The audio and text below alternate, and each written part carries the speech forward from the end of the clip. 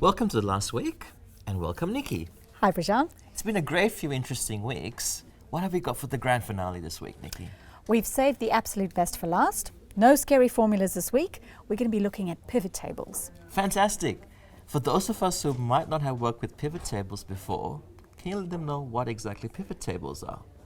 Of course. So a pivot table is really just another way of summarizing and filtering large amounts of information to produce useful reports. The difference with a pivot table is they're really easy to create and also very easy to modify. So a lot of businesses are using this as a core tool. And as a result, job applicants will often be asked if they have pivot table skills. So this is a really important skill. But they do have a formidable reputation. Why should our learners not be scared about pivot tables? Yeah, what happened was they changed them in 2007. I think prior to that they were a little bit trickier, but now they actually are very easy to work with. And really the only concern is there's so much you can do that it can be a little bit overwhelming.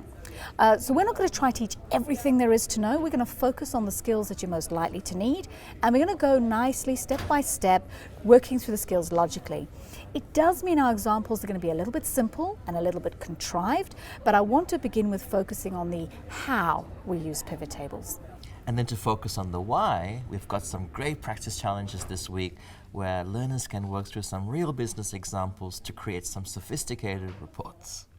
Absolutely. We're also going to look at how we can represent pivot table data graphically using pivot charts. And pivot charts are very much like normal charts. You can use most of the same skills. The only difference is they're very flexible, so they respond to changes in exactly the same way pivot tables do. And I noticed that the last topic for this week is slices. And I love slices. Oh, I love slices too. And I'm not going to tell us all about them because I want to save them as a really great surprise for the end. Thank you, Nikki. So this week we're going to be working with pivot tables, pivot charts, as well as slices.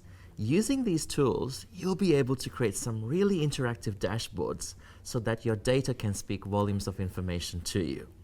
Make sure you download the Excel workbooks and practice alongside Nikki in the practice videos. Then take a break and come back and practice them again because practice makes permanent.